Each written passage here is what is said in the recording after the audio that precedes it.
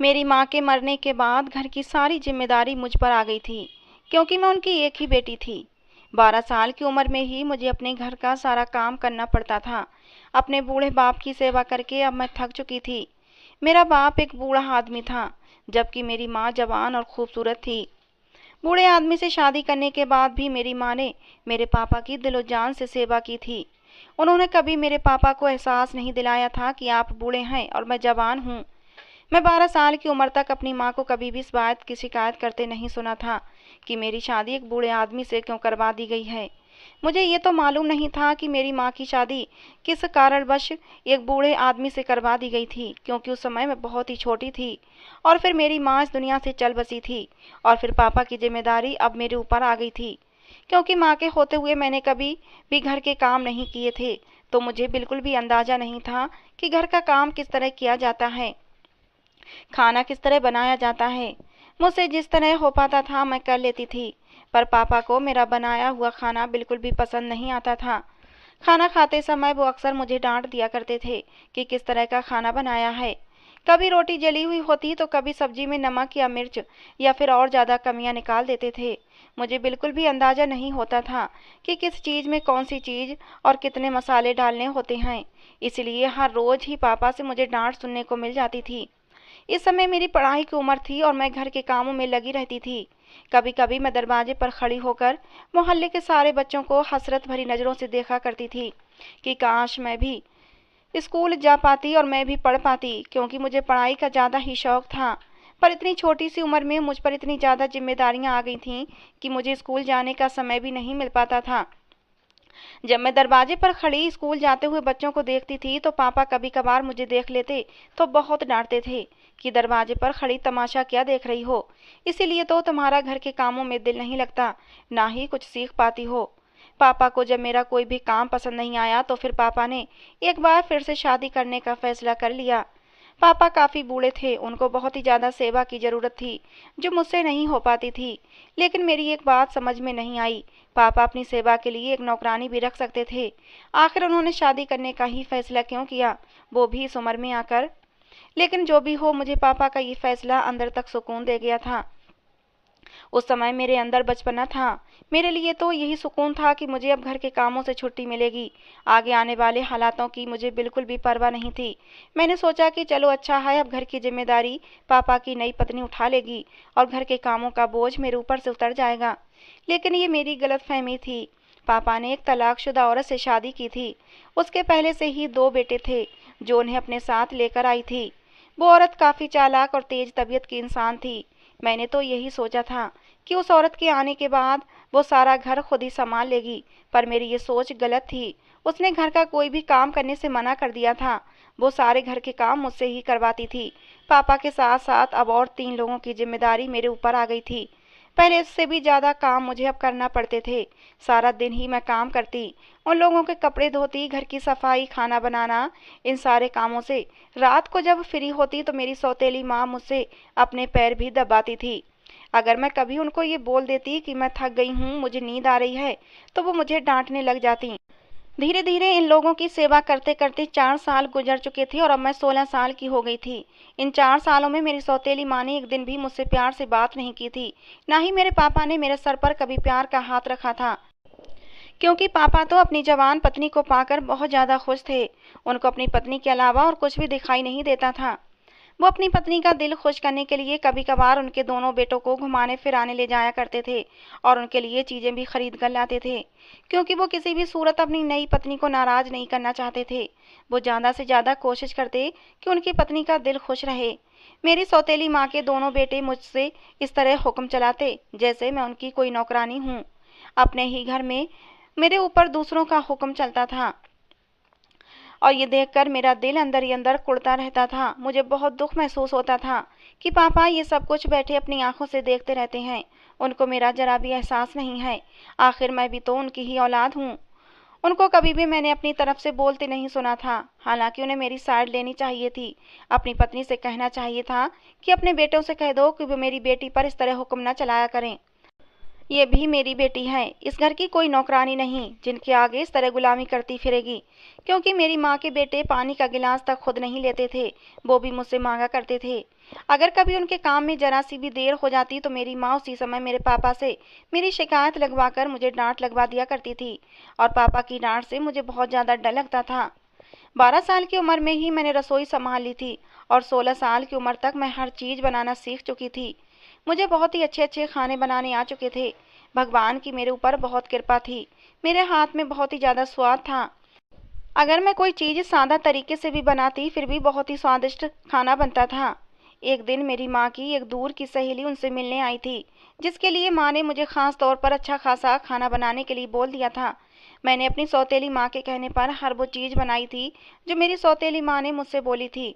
सौतेली माँ की सहेली जब घर आई तो मैंने उनके सामने खाना रख दिया। उन्होंने मेरे हाथ का बना खाना खाया तो उन्हें बहुत ही पसंद आया। उन्होंने मेरी बहुत ज़्यादा तारीफ़ें की थीं, और मेरी माँ से पूछने लगीं, जिस लड़की ने ये खाना बनाया है ये लड़की कौन है? तो मेरी माँ ने उनको कहा कि ये मेरे पति की पहली पत्नी की बेटी है, इसका नाम शिवानी है।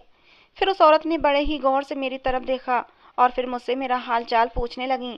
मैंने भी उनसे उनकी तबीयत के बारे में पूछ लिया, तो उन्होंने मेरे सर पर हाथ फेरते हुए मेरी माँ को कहा कि बड़ी ही प्यारी बच्ची है। मैंने नेचुरली ही बहुत अच्छा रंग रूप पाया था, इसीलिए मैं उस औरत को देखते ही पसंद आ गई थी। उस औरत ने मेरी माँ से अपने बेटे के लिए मेरा रिश्ता मांग लिया। उस औरत ने मेरी माँ से कहा कि मुझे ऐसी ही लड़की की तलाश थी जो खूबसूरत भी हो और घरदारी भी अच्छे से जानती हो। इस लड़की की तो अपनी माँ भी नहीं है, और इसकी अपनी कोई बहन भी नहीं है। मैं यही चाहती थी कि मुझे ऐसी कोई लड़की मिल जाए जिसका मायके से शादी के बाद कोई संबंध न रहे। मुझे इस बात पर विश्वास था कि मेरी उम्र अभी बहुत कम है, इसलिए मेरी माँ उस औरत को फिलहाल मेरा रिश्ता देने से मना कर देंगी, क्योंकि वो औरत अपने बेटे की जल्द से जल्द शादी करवाना चाहती थी। ये बात उस औरत के मुंह से करते हुए मैंने सुनी थी, और मेरी उम्र तो अभी सिर्फ 16 साल है, इसलिए यकीनन मेरी माँ इस औरत को मेरा रिश्ता देने से इनकार कर देंगी। लेकिन मेरे हैरत की हद न रही जब मेरी माँ ने मेरे बदले उस औरत से 5 लाख रुपये मांगे और एक हफ्ते के अंदर अंदर मेरी शादी करने के लिए बोल दिया। वो औरत तो खुशी खुशी 5 लाख रुपये देने के लिए राजी हो गई थी, और मेरी सौतेली माँ से कहने लगी कि अब ये रिश्ता पक्का ही समझो, अब शादी वाले दिन आऊँगी और तुम्हारे 5 लाख रुपये भी ले आऊँगी। वो औरत ये खुशखबरी अपने घर वालों को सुनाने के लिए जल्दी जल्दी अपने घर चली गई। उस औरत के जाते ही मैंने अपनी सौतेली माँ को साफ साफ मना कर दिया कि मैं कभी भी ये शादी नहीं कर सकती। आप होती कौन है मेरी ज़िंदगी का फैसला करने वाली? तो मेरी सौतेली माँ ने मुझे थप्पड़ मारते हुए कहा, कितनी बेशरम लड़की हो, किस तरह अपनी शादी से इनकार कर रही हो? अगर यहाँ शादी नहीं करनी तो ज़रूर तुम्हारा किसी और के साथ चक्कर होगा, इसीलिए तुम्हें शादी से मना कर रही हो। कौन है वो जिससे तुम शादी करना चाहती हो? मैंने कसम खाते हुए कहा कि मेरा किसी के साथ चक्कर नहीं है। आप कम से कम मेरी उम्र तो देखें, फिर मुझसे ये बात करें। तो मेरी सौतेली माँ ने कहा कि मैं कह रही हूँ वहीं पर चुपचाप शादी कर लो, और कोई भी ज़रूरत नहीं है अपने बाप से इस बारे में बात करने की। मेरी सौतेली माँ ने पहले ही मुझे मेरे पापा से बात करने से रोक दिया, पर मैं तो पापा से इस बारे में बात करना ही नहीं चाहती थी, क्योंकि मुझे मालूम था कि पापा मेरी बात कभी भी नहीं मानेंगे, वो मेरी सौतेली माँ की ही बात मानेंगे। पहले कौन सा वो कभी भी मेरे हक में बोले थे जो अब मैं उनसे शिकायत करती। मेरी शादी होने से 4 दिन पहले ही मेरी सौतेली माँ ने सारे घर के कपड़े मुझसे धुलवाए थे। कपड़े तो पहले भी मैं ही धोती थी, पर मेरी सौतेली माँ ने इस बार संदूक में रखी हुई चादरें, रजाइयाँ और कबर्स वगैरह मुझसे धुलवाए थे, क्योंकि अब मैं हमेशा हमेशा के लिए यहाँ से जाने वाली थी, और अब ये सारे काम मेरी माँ को ही संभालने थे। इसीलिए मेरे जाते जाते भी वो मुझसे सारे काम करवा लेना चाहती थी। जैसे ही मेरी शादी का दिन करीब आता जा रहा था, मैं बहुत ज़्यादा डर रही थी, क्योंकि मुझे शादी के बारे में कुछ भी मालूम नहीं था। मैं तो अपने घर से कभी बाहर तक नहीं गई थी, मुझे बाहर की दुनिया के माहौल का कुछ पता नहीं था। मैंने कभी अपने रिश्तेदार नहीं देखे थे, तो पराए लोगों में ज़िंदगी गुजारना तो और भी मुश्किल होगा, यही सोचकर मैं बहुत ज़्यादा डरती थी। और फिर आखिर शादी वाला दिन भी आ गया, जब मेरी सौतेली माँ मेरे पास लाल कलर का जोड़ा लेकर आई और मुझे तैयार करने लगीं। तैयार करने के बाद मेरी सौतेली माँ मुझे बाहर हॉल में ले गईं, जहाँ पर पहले से ही कुछ लोग मौजूद थे। मेरी शादी में कुछ ही लोग आए थे जो कि शायद उनके ही करीबी रिश्तेदार थे। बहुत ही सादगी के साथ मेरी शादी हो गई और मैं विदा होकर अपनी ससुराल चली आई। मेरी सास ने मुझे कमरे में जाकर बिठा दिया, जहाँ पर बहुत ही खूबसूरत फूलों की सेज सजी हुई थी। मैंने ज़िंदगी में पहली बार इतना खूबसूरत कमरा देखा था, क्योंकि हम तो बहुत ही गरीब लोग थे। हमारे पास तो अपना पुराना सा कच्चा घर था। इस कमरे में एक बहुत ही खूबसूरत सा बेड पड़ा हुआ था, जिस पर बहुत ही खूबसूरत फूलों की सेज सजी हुई थी और जिसे देखकर मैं बहुत ज़्यादा खुश हो रही थी। इसी कमरे में एक बड़े से ड्रेसिंग टेबल के सामने खड़ी होकर मैं खुद को शीशे में देखने लगी। मैंने ज़िंदगी में आज पहली बार इतना मेकअप किया था, जिसमें मैं बहुत ही खूबसूरत लग रही थी। प्यारी तो मैं पहले भी बहुत ज़्यादा थी, अच्छा रंग रूप था, कद काठ भी अच्छा था, लंबे बाल थे, पर मेकअप ने तो और भी चार चांद लगा दिए थे। आईने में खुद को देखने के बाद मैं सोफे पर जाकर बैठ गई, जो बहुत ही नरम था। मुझे वहाँ पर बैठे हुए बहुत ही मज़ा आ रहा था। मैंने ज़िंदगी में पहली बार इतना बड़ा नरम सोफ़ा देखा था। उस कमरे की हर चीज़ बहुत ही महंगी और खूबसूरत लग रही थी। मुझे ये सब कुछ देखने से ही बहुत अच्छा लग रहा था। जहाँ पर मैं शादी करके आई हूँ, ये लोग काफ़ी अमीर लग रहे थे। मैं दिल ही दिल में ये सोच रही थी कि शायद भगवान ने मेरी किस्मत में अब दुख लिखने बंद कर दिए हैं और अब मेरी ज़िंदगी में खुशियाँ ही खुशियाँ आने वाली हैं। मैं अपनी आने वाली ज़िंदगी के बारे में सोच सोच कर बहुत ज़्यादा खुश हो रही थी और तभी दरवाज़ा खुलने की आवाज़ आई और एक खूबसूरत नौजवान से लड़के ने दरवाज़ा खोला और अंदर आते ही कुंडी लगा दी, जो कि मेरा पति था। वो आकर मेरे पास बैठ गया। उसने मुझे देखकर कहा, तुम तो बहुत ही प्यारी हो। उसने मेरी खूबसूरती की तारीफ़ें करना शुरू कर दी, जो मुझे बहुत ही अच्छी लग रही थीं। ज़िंदगी में पहली बार किसी ने मेरी तारीफ़ की थी, वरना मायके में तो सिर्फ डांट ही डांट सुनी थी।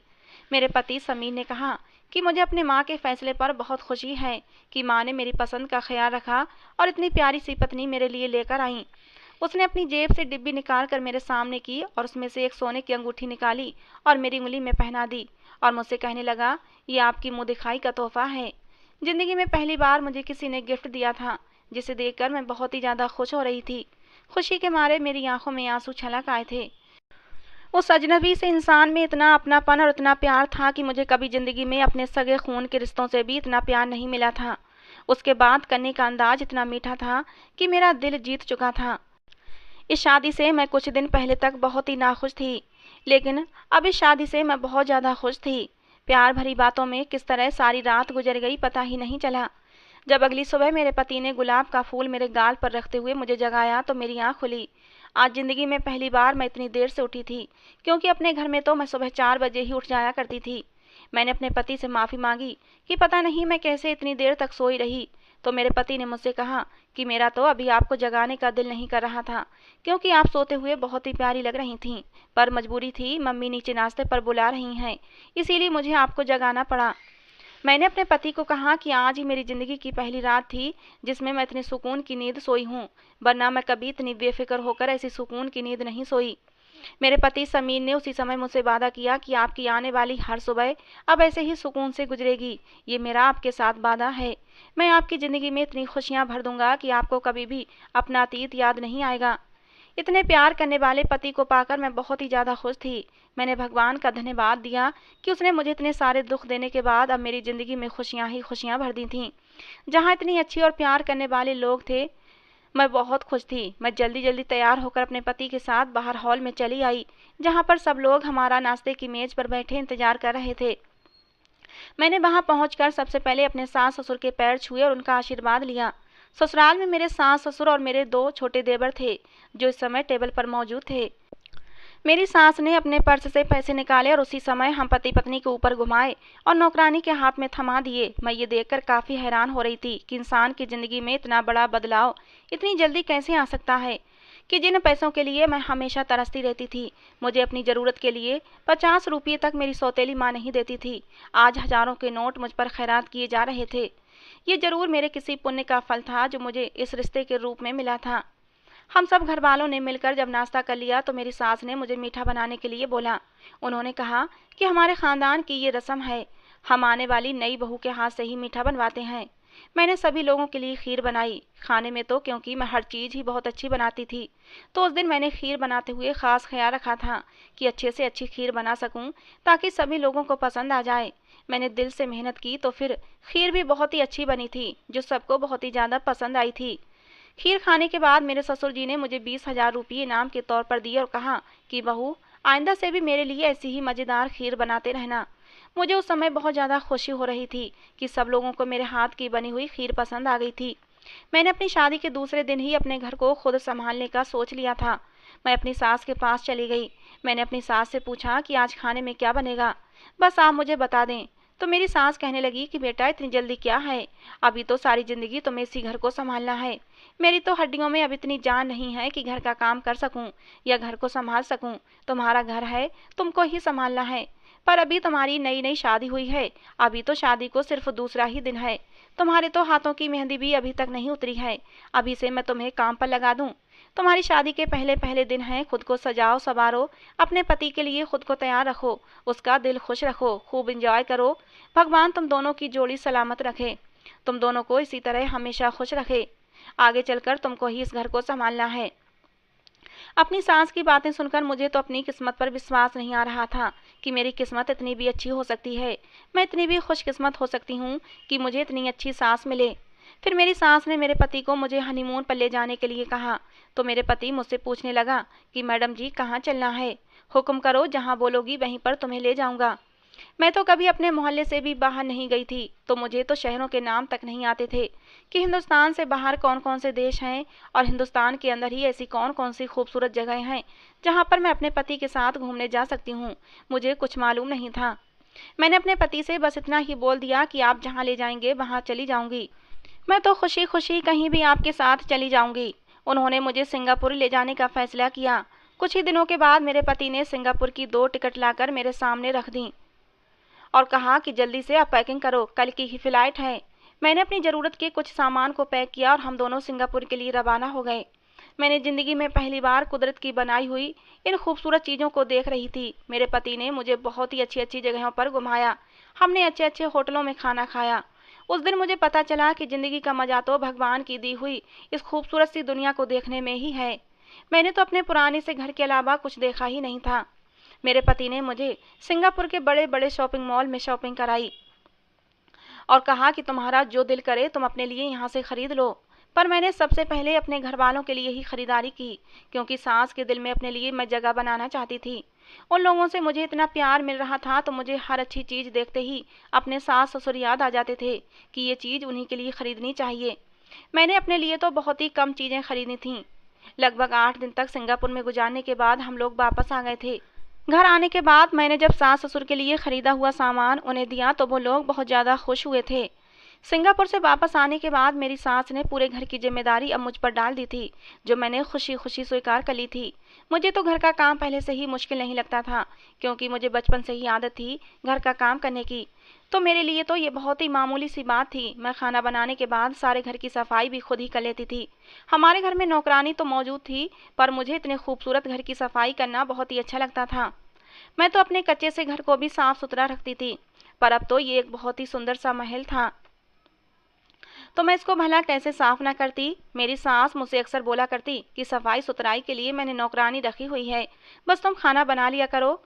लेकिन मुझे घर की सफाई खुद करना अच्छा लगता था, इसलिए कभी कभार मैं कर लेती थी। सारा दिन खुद को कामों में बिजी रखकर जब मैं कमरे में जाती तो मेरा पति अक्सर मुझसे शिकायत करता कि जब से तुमने घर की जिम्मेदारी संभाली है तब से तुम मुझे बहुत ही कम समय देती हो। दरअसल वो ठीक ही बोलते थे। मैंने खुद ही उन लोगों से ज़्यादा घुल मिल नहीं पाती थी, क्योंकि वो अजनबी लोग थे। मैं कोशिश करने के बावजूद भी उन लोगों से ज़्यादा बातचीत नहीं कर पाती थी, फिर चाहे वो मेरे पति ही क्यों ना हो, क्योंकि हमेशा से ही मैं घर में अकेली पड़ी रहती थी। मेरी सौतेली माँ भी मेरी शादी से 4 साल पहले ही आई थी। मुझे लोगों में रहने की आदत बहुत ही कम थी। मैं अकेले ज़िंदगी गुजार कर अकेलेपन का शिकार हो चुकी थी, इसलिए मुझे किसी से भी बात करने की आदत नहीं थी और इसीलिए मैं खुद को घर के कामों में बिजी रखती थी ताकि मुझे किसी से भी बात ना करनी पड़े। मेरे पति तो मुझसे शिकायत करते रहते थे, पर मेरी सास मुझसे बहुत ही ज़्यादा खुश थीं, क्योंकि उनको मेरा इस तरह घर संभालना बहुत ही अच्छा लगता था। वो अक्सर मुझसे कहती थीं कि मुझे बहू के रूप में बेटी मिल गई है, क्योंकि मैं काम करने के बाद अक्सर अपनी सास के पैर भी दबा दिया करती थी, क्योंकि मैं अपनी सास की बहुत ही ज़्यादा शुक्रगुजार थी कि उन्होंने मुझे अपने बेटे के लिए पसंद किया और मैं शालीशान घर में अब बहुत ही खुश और आराम से ज़िंदगी गुजार रही थी। ये सब कुछ उनकी वजह से हुआ था, इसीलिए मैं उन्हें ज़्यादा से ज़्यादा खुश रखना चाहती थी। एक दिन मैं अपने पति के साथ अपने कमरे में बैठी बातें कर रही थी कि तभी अचानक मेरी सास के चिल्लाने की आवाज़ आई, जो अपने बेटे यानी कि मेरे पति को बुला रही थीं। इस तरह उनकी आवाज़ सुनने के बाद हम लोग काफ़ी घबरा गए थे और दौड़ते हुए उनके पास गए तो हमारे तो देखते ही देखते पैरों तले से ज़मीन निकल गई थी, क्योंकि वहाँ पर मेरे ससुर नीचे गिरे पड़े थे और मेरी सास उनके पास बैठी ज़ोर ज़ोर से रो रही थीं। मेरे पति ने अपने पापा को उठाया और गाड़ी में डालकर जल्दी जल्दी अस्पताल ले गए। अस्पताल ले जाने के बाद पता चला कि मेरे ससुर को पैरालाइज का अटैक हुआ है। ये खबर सुनते ही मेरी सास और भी ज़्यादा रोने लगी। मैंने अपनी सास को दिलासा देते हुए उन्हें चुप करवाने की कोशिश की, पर उनके लिए तो ये खबर बहुत ही बुरी थी, इसलिए फ़िलहाल तो वो चुप होने का नाम ही नहीं ले रही थीं। कुछ दिन अस्पताल में गुजारने के बाद मेरे पति अपने पापा को घर ले आए। इसके बाद घर के सारे लोग ही उनकी बहुत ही अच्छे से देखभाल करने लगे। मेरी सास अपना सारा समय उन्हीं को देती थीं, उनके खाने पीने का ख्याल रखती, उनकी दवाइयाँ उन्हें खुद ही अपने हाथों से खिलाती थीं। जबकि मेरी भी पूरी कोशिश थी कि मैं भी अपने सास और ससुर की खूब सेवा करूं। मेरे ससुर को देखने के लिए लोग आते रहते थे। एक दिन एक औरत आई और कहने लगी, अरे तेरी बहू तो बहुत ही अपशगुनी है, इसके मनहूस कदम तेरे पति को ले बैठे। मेरे कदम बाहर ही रुक गए थे। मैं उन लोगों के लिए चाय लेकर आ रही थी, लेकिन अपनी सास की बातें सुनकर मैं हैरान रह गई। उन्होंने कहा, हम अपनी किस्मत का कसूर बाहर किसी और को ठहरा नहीं सकते। मेरी सास ने उस औरत को कहा कि मेरी बहू तो बहुत ही अच्छी है, उसने आते ही घर को अच्छी तरह संभाल लिया है, मुझे तो बेटी की कमी भी महसूस नहीं होती। ये बहू नहीं मेरी बेटी है, मैं उसके लिए एक गलत शब्द भी सुनना पसंद नहीं करूंगी। मुझे उस समय अपनी सास के रूप में मेरी माँ नजर आ रही थी, क्योंकि मैंने अपनी पूरी जिंदगी में ऐसी सास नहीं देखी थी जो अपनी बहू की इस तरह तारीफें करे और उसकी तरफ से बोले। मुझे तो ऐसा लगता था कि ये सास नहीं बल्कि मेरी माँ है।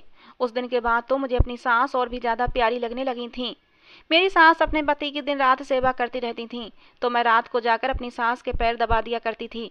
एक दिन जब मैं उनके पैर दबा रही थी तो काफ़ी देर गुजर जाने के बाद मेरी सास ने कहा कि बेटा तुम भी जाकर अब सो जाओ, सारा दिन घर को संभालती हो, मेहमानों को देखती हो और रात में मेरे पैर दबाती हो तो थक जाती होगी, जाकर सो जाओ। मैंने अपनी सास को बोला कि मैंने तो अपनी माँ की कभी सेवा ही नहीं कर पाई थी। माँ के पैरों में तो स्वर्ग होता है, आपके पैरों में मुझे वही स्वर्ग नजर आता है। मुझे अपने स्वर्ग से दूर मत करें, आप मुझे अपनी सेवा कर लेने दीजिए। मेरी सास ने मेरे सर पर हाथ रखते हुए मुझे बहुत सारा आशीर्वाद दिया। कुछ दिन गुजर जाने के बाद जब मेरे ससुर की तबीयत कुछ संभली तो सब लोगों की जान में जान आई और मेरे ससुर थोड़ा बहुत बोल लेते थे, क्योंकि पहले तो उनका बोलना भी बंद हो गया था और बिस्तर से भी नहीं उठ पाते थे। मेरे पति उन्हें कभी कभार व्हील चेयर पर बिठाकर कमरे से बाहर ले आते, जिसकी वजह से मेरे ससुर की तबीयत में और भी सुधार होने लगा था और वो खुद को हल्का फुल्का महसूस करने लगे थे। मेरे ससुर की बीमारी के बाद सारे कारोबार की जिम्मेदारी अब मेरे पति पर ही आ गई थी। वो तो काफ़ी बिजी रहने लगे थे। वो अक्सर मुझसे बोला करते थे कि पापा ने कभी भी मुझ पर कोई जिम्मेदारी नहीं डाली थी, वो हर चीज़ खुद ही संभाल लिया करते थे। उन्होंने हमें बहुत ही प्यार से पाला है। अपने पापा के बीमार होने पर सारी जिम्मेदारी अब मेरे पति ने संभाली हुई थी, क्योंकि मेरे देवर अभी बहुत छोटे थे जो अभी पढ़ रहे थे। एक दिन सुबह को मेरे पति देर तक सोते रहे तो मुझे काफ़ी चिंता होने लगी, क्योंकि मेरे पति की आदत थी वो सुबह जल्दी उठ जाते थे। मैं नाश्ता बनाकर फ्री हुई कमरे में आई तो मेरे पति अब तक सो रहे थे। मैं उनको उठाने के लिए उनके करीब गई और उनकी आवाज़ दी तो उन्होंने मुझे जवाब नहीं दिया। मैंने उन्हें हिला जुलाकर उठाने की कोशिश की, तब भी मेरे पति ने मुझे कोई जवाब नहीं दिया। मेरी चिंता अब और भी ज़्यादा बढ़ गई थी। मैं जल्दी से दौड़ती हुई अपनी सास के पास गई कि पता नहीं समीर को क्या हो गया है, वो नींद से उठ ही नहीं रहे। मेरी सास की तो जैसे जान ही निकल गई थी। वो नंगे पैर मेरे साथ दौड़ती हुई कमरे में आईं। उन्होंने समीर को काफ़ी आवाज़ें दी, उनके ऊपर पानी के छींटे भी मारे, पर मेरे पति को होश नहीं आया। वो अपने छोटे बेटे से कहकर मेरे पति को अस्पताल ले गईं और मैं भी उनके साथ अस्पताल चली गई। मेरे पति का चेकअप करते हुए डॉक्टर ने हमें जो खबर सुनाई तो हमारे पैरों तले से ज़मीन ही निकल गई थी। डॉक्टर ने कहा कि इन्हें तो ब्लड कैंसर है। मेरी सास बेचारी अपने बेटे की इतनी बुरी बीमारी के बारे में सुनकर ही धम्म से ज़मीन पर गिर गई थीं और ज़ोर ज़ोर से रो रही थीं, और मुझे तो जैसे विश्वास ही नहीं आ रहा था। मुझे तो अपनी सारी दुनिया उजड़ती हुई नजर आ रही थी। मेरी ज़िंदगी में अभी अभी तो खुशियों ने कदम रखा था, इतनी जल्दी मुझसे वो इतनी सारी खुशियाँ छीनने जा रही थीं। मुझे बिल्कुल भी विश्वास नहीं आ रहा था। मेरी आंखों से आंसू बहते जा रहे थे और तभी मेरी सास मेरे पास आई और मुझे हाथ से पकड़कर उस कमरे से मुझे बाहर ले गईं जिस कमरे में मेरे पति थे। मेरी सास अब मेरे ऊपर चीख रही थीं और मुझे मनहूस कहने लगीं कि तुम सच में मनहूस हो, सच में तुम्हारी मनहूसियत ने मेरे घर की खुशियाँ खा ली हैं, जाओ हमारी ज़िंदगी से।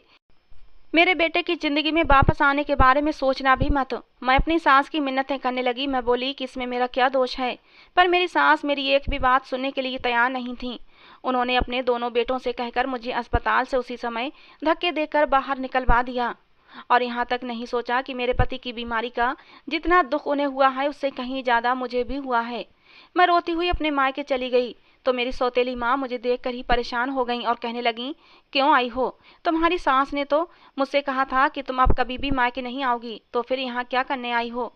मेरी सौतेली माँ मुझसे कहने लगीं, अगर थोड़ी देर के लिए आई हो तो ठीक है, अगर रहने के लिए आई हो तो अभी के अभी यहाँ से चली जाओ, क्योंकि तुम्हारी हालत और तुम्हारी शक्ल बता रही है कि तुम्हें उस घर से निकाल दिया गया है।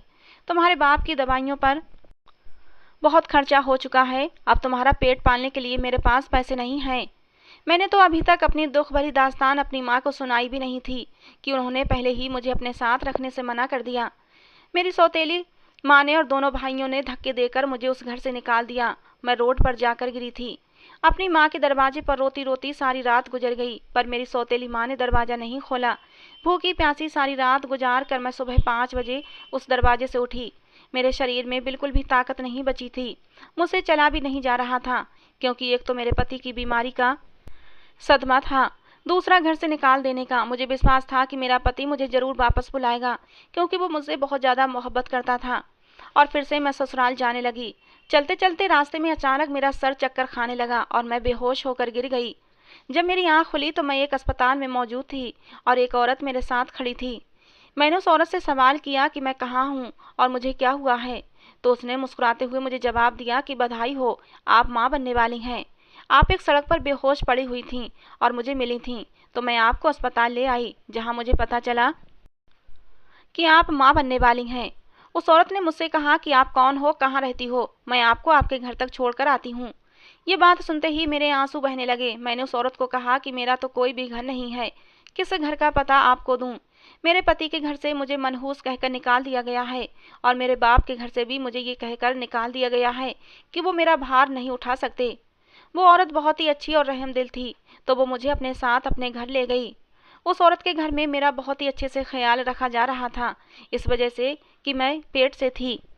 उस औरत को जब मैंने अपनी सारी कहानी सुनाई तो उसे भी बहुत अफसोस हुआ था। वो कहने लगी, मेरे साथ बहुत ही बुरा हुआ है। उस औरत ने भी अपने बारे में मुझे बताया कि मेरे पति ने मुझे छोड़कर दूसरी शादी कर ली और मैं एक सौतन गवारा नहीं कर सकती थी। मैं अपने पति से बहुत प्यार करती थी, लेकिन उसने मुझे धोखा दिया। मैं सब कुछ बर्दाश्त कर सकती थी, लेकिन धोखा नहीं। मेरा पति भी मुझसे बहुत प्यार करता था। उसका मन था कि हम दोनों एक ही घर में रहें, लेकिन मैं अपनी सौतन को बर्दाश्त नहीं कर सकती थी। मैं अपने पति का बंटवारा अपनी आंखों से नहीं देख सकती थी, इसलिए मैंने अपने पति को छोड़ दिया। मैं अपनी आंखों के सामने रोज अपने पति को किसी और की बाहों में नहीं देख सकती थी। इससे अच्छा तो मैं उससे अलग ही रहने लगी। और अब मेरा पति एक रोड हादसे में मर चुका है। ये खबर सुनने के बाद मुझे बहुत दुख हुआ था, क्योंकि वो औरत नौजवान थी। उस औरत ने मुझे कहा कि मैं इस घर में अकेली ही रहती हूँ, तुम जब तक चाहो मेरे साथ रह सकती हो। पर मैंने उस औरत का धन्यवाद करते हुए कहा कि नहीं, मुझे अपने पति के घर जाना है। भले ही मेरी सास ने मुझे उस समय गुस्से में घर से निकाल दिया था, पर मैं अपनी तरफ से पूरी कोशिश करूंगी अपना घर बचाने की। मुझे विश्वास है मेरा पति मुझे देखेगा और जब उसे पता चलेगा कि मैं उनके खानदान के वारिस को जन्म देने वाली हूँ, तो वो मुझे जरूर घर पर रख लेंगे और मेरा पति मेरी सास को मना करेगा मुझे घर से निकालने के लिए। मेरा पति मुझसे बहुत ही ज़्यादा मोहब्बत करता है। वो औरत अपने साथ अपनी गाड़ी में मुझे मेरी ससुराल ले गई और मेरे पैरों तले से ज़मीन निकल गई। ये देखकर हम वहाँ पहुँचे और देखा कि उनके घर को ताला लगा हुआ था और वहाँ मोहल्ले वालों से हमें पता चला कि वो लोग समीर का इलाज करवाने के लिए दूसरे देश चले गए हैं और अब कभी भी वापस नहीं आएंगे। मैं अपनी किस्मत पर बहुत ही ज़्यादा रो रही थी। मैंने जल्दी से सीमा का फ़ोन लिया और अपने पति का नंबर लगाया, लेकिन मेरे पति का नंबर बंद जा रहा था। मैं भी कितनी बुद्धू थी, अपने पति के नंबर के अलावा मुझे अपने सास ससुर या देवर किसी का भी नंबर याद नहीं था। मैं वहीं बैठकर फूट फूट कर रोने लगी। सीमा ने मुझे हौसला देते हुए कहा कि शायद ये रिश्ता तुम्हारी किस्मत में इससे आगे लिखा ही नहीं था, अब तुम सब्र के अलावा और कुछ भी नहीं कर सकती। सीमा ने पूरे 9 महीने मेरा बहुत ही अच्छे से ख्याल रखा। जिंदगी भर मैं कभी उसका ये एहसान उतार नहीं सकती। जब मेरा बच्चा पैदा हुआ तो मुझे बहुत ही ज़्यादा खुशी हुई थी कि अब मेरा बेटा इस दुनिया में आ गया है। अब मुझे किसी के सहारे की ज़रूरत नहीं है। मैंने अब ये इरादा कर लिया था कि ज़िंदगी में कभी भी अपने पति के घर नहीं जाऊंगी और ना ही बाप के घर। अपने बेटे को पढ़ा लिखा कर एक अच्छा इंसान बनाऊंगी। सीमा मेरा बहुत ध्यान रखती थी। वो मेरे बेटे को बिल्कुल अपने बेटे की तरह चाहती थी। उसने मुझसे बोला था कि जब मेरे पति जिंदा थे तो उन्हें छोटे बच्चे बहुत ही पसंद थे। वो अक्सर मुझसे बोला करते थे कि भगवान हमें भी जल्द से जल्द औलाद दे दे, पर यह खुशी देखने से पहले ही वो दुनिया से चले गए थे। वो औरत तो बहुत ही खूबसूरत और नौजवान थी, तो मैंने उसको फिर से शादी करने की सलाह दी। तो उसने मेरा बेटा गोद में उठाते हुए कहा कि अब यही मेरा सहारा है, मैं अब कभी भी शादी नहीं करूंगी। हम दोनों मिलकर इस बच्चे को पालेंगे, हम दोनों ही इसकी माएँ हैं। सीमा के एहसान दिन ब दिन बढ़ते ही जा रहे थे और फिर धीरे धीरे जिंदगी के 5 साल गुजर गए थे। सीमा एक प्राइवेट स्कूल में टीचिंग करती थी। उसने मेरे बेटे को स्कूल में ही दाखिला दिलवा दिया था। ये बहुत ही महंगा स्कूल था। मैं तो कभी इस स्कूल की फीस भी नहीं भर सकती थी अगर सीमा ना होती। अब सीमा मेरे बेटे की टीचर बन गई थी। एक दिन मैं भगवान से प्रार्थना कर रही थी तो सीमा मेरे पास आकर नीचे बैठ गई और कहने लगी, अपनी प्रार्थना में भगवान से क्या मांग रही हो? मैंने कहा कि तुम्हारे लिए खुशियाँ। तो वो कहने लगी कि आज तुम्हारी प्रार्थना स्वीकार हो गई है। मैंने मुस्कुराकर सीमा की तरफ देखा और उससे पूछा, क्या मतलब? तो वो कहने लगी कि मुझे एक लड़का मिल गया है जो मुझसे शादी करना चाहता है। उसने आज ही मुझे प्रपोज किया है और मुझे विश्वास है ये सब तुम्हारी दुआओं का असर है। सीमा ने मुझे बताया कि जिस लड़के ने उसे शादी का प्रपोजल भेजा है वो बहुत ही अमीर लड़का है और अमीर होने के साथ साथ बहुत ही अच्छा और शरीफ लड़का है। ये भी बताया वो लड़का पहले भी शादीशुदा था और उसकी पत्नी अब उसके साथ नहीं रहती। मैंने सीमा से कहा, ये कोई समस्या नहीं है, तुम भी तो पहले से शादीशुदा थी। इस बात से अगर उसको ऐतराज नहीं है तो तुम्हें भी उसके शादीशुदा होने से ऐतराज नहीं होना चाहिए। समस्या तो तब होती जब उसकी पत्नी उसके साथ रहती। सीमा ने उस लड़के से मिलकर शादी की तारीख पक्की कर ली थी और अगले हफ्ते शादी थी। मुझे सीमा की शादी की बहुत ज़्यादा खुशी थी।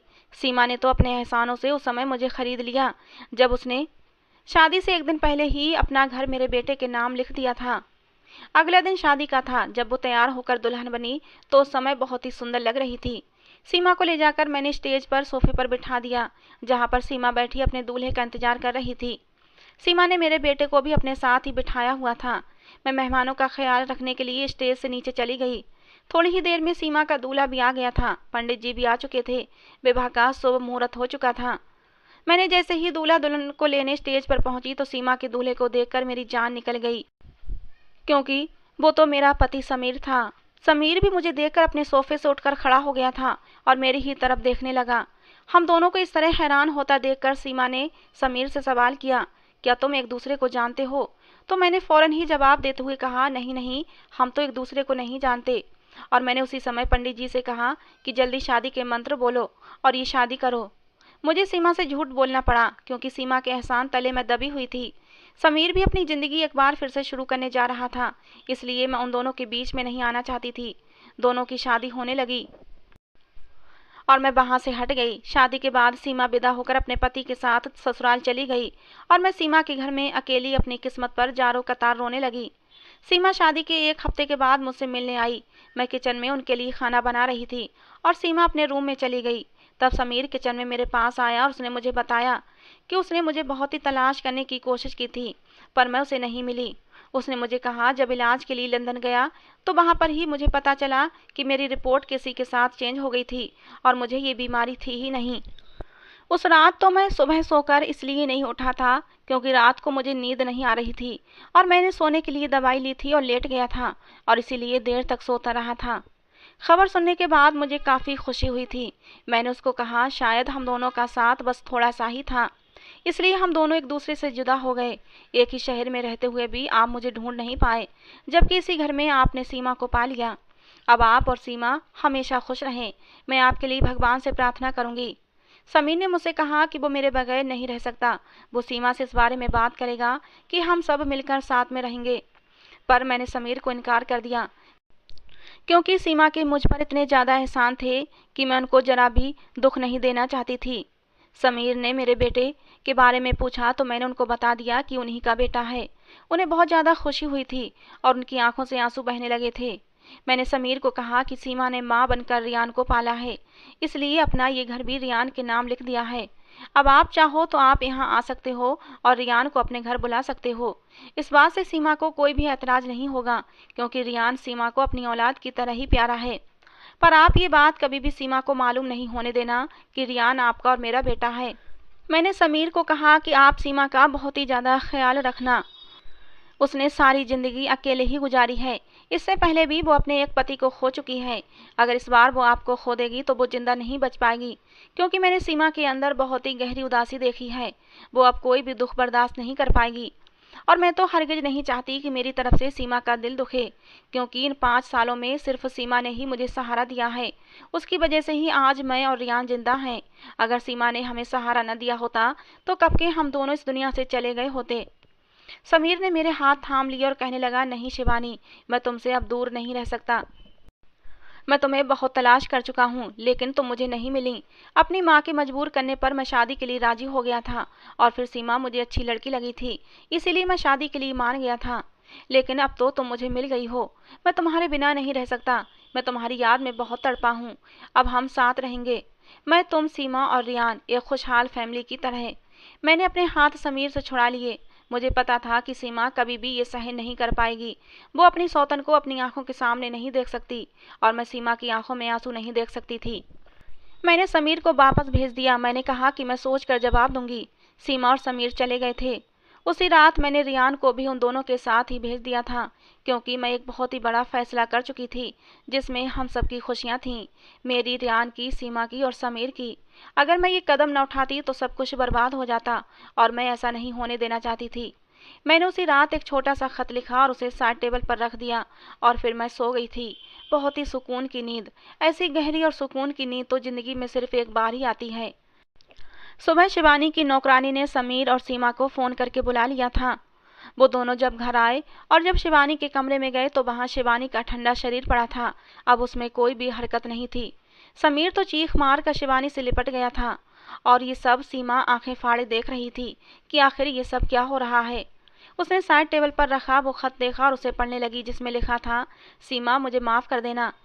मैं तुम्हें अब सौतन का दुख नहीं दे सकती। तुमने मेरे लिए बहुत कुर्बानियां दी हैं, मेरा बहुत साथ दिया है, और अब मैं तुम्हारी आंखों में आंसू नहीं देख सकती। इसीलिए मैं तुम्हें तुम्हारा समीर सौंप कर जा रही हूँ। अब तक तो तुम समझ ही चुकी होगी कि समीर ही मेरा पति है। तुम्हारी शादी से पहले ही मुझे पता चल गया था कि तुम्हारा होने वाला पति मेरा पति है, लेकिन मैं तुम्हारी खुशियों के आगे खुद की खुशियां कुर्बान कर दी और तुम्हारी शादी समीर से हो जाने दी। कल रात समीर ने मुझसे कहा था कि वो सीमा से बात करके मुझे और रियान को अपने साथ ही रखेगा, लेकिन सीमा, मैं जानती हूँ कि तुम्हें सौतन बर्दाश्त नहीं, और मैं एक बार फिर से तुम्हारी जिंदगी उजाड़ना नहीं चाहती थी। इसलिए अब समीर सिर्फ और सिर्फ तुम्हारा है। बस तुमसे हाथ जोड़कर एक विनती है कि रियान का ध्यान रखना, हमेशा उसकी माँ बनकर उसकी परवरिश करना। सौतेलेपन का दुख मैंने देखा है कि कैसा होता है। मेरे रियान को कभी सौतेलापन महसूस मत कराना। वैसे तो मुझे तुम पर पूरा विश्वास है कि रियान की सगी माँ से भी ज्यादा तुम उसे प्यार दोगी, लेकिन फिर भी जाते जाते ये विनती करना चाहती थी। आखिर में इतना ही कहूंगी कि छोटी बहन समझकर माफ कर देना। समीर अब भी शिवानी से लिपटा रो रहा था। सीमा की आंखों से भी आंसू बह रहे थे। वो समझ गई थी शिवानी और समीर की मोहब्बत को। समीर की तड़प बता रही थी कि वो शिवानी से कितनी मोहब्बत करता है। शिवानी सीमा के लिए बहुत बड़ी कुर्बानी दे गई थी। सीमा ने अपनी आंखों से आए आंसू साफ किए और समीर को कंधे से पकड़कर उठाया और बोली, समीर, शिवानी बहुत ही महान है। उसकी इतनी महानता मेरे अंदर बिल्कुल भी नहीं है। मुझे माफ कर दो जो मैं तुम्हारे और शिवानी के प्यार के बीच में आ गई। समीर ने सीमा के हाथ पकड़ ली और कहा, नहीं सीमा, इसमें तुम्हारी कोई गलती नहीं है। गलती तो सब तकदीर की है। कुछ ही दिनों में सब कुछ नॉर्मल हो गया था। जाने वाले के पीछे ये दुनिया रुक नहीं जाती। सब कुछ अपने रूटीन पर आ गया था। अब शिवानी और समीर का बेटा सीमा और समीर का बेटा बन गया था। सीमा रियान का बहुत ही ध्यान रखती थी। सगी माँ से भी बढ़कर उसको प्यार करती है। समीर भी अपने बेटे रियान को पाकर बहुत खुश है। समीर की माँ अब दिन रात रोती है कि उसने इतनी अच्छी बहू खो दी थी, लेकिन जो हो चुका था अब उसको बदला नहीं जा सकता था। बस समीर की माँ को उस समय सुकून मिलता था जब वो रियान को सीने से लगाती थीं। रियान में उन्हें शिवानी की झलक नजर आती थी। तो दोस्तों, ये थी आज की हमारी कहानी। आपको कैसी लगी जरूर बताना। पसंद आई हो तो प्लीज़ लाइक किए बिना मत जाना। रोज एक नई कहानी सुनने के लिए हमारे चैनल को सब्सक्राइब करना। कहानी को अंत तक सुनने के लिए आप लोगों का बहुत बहुत धन्यवाद दोस्तों। मिलते हैं अगली किसी नई कहानी के साथ।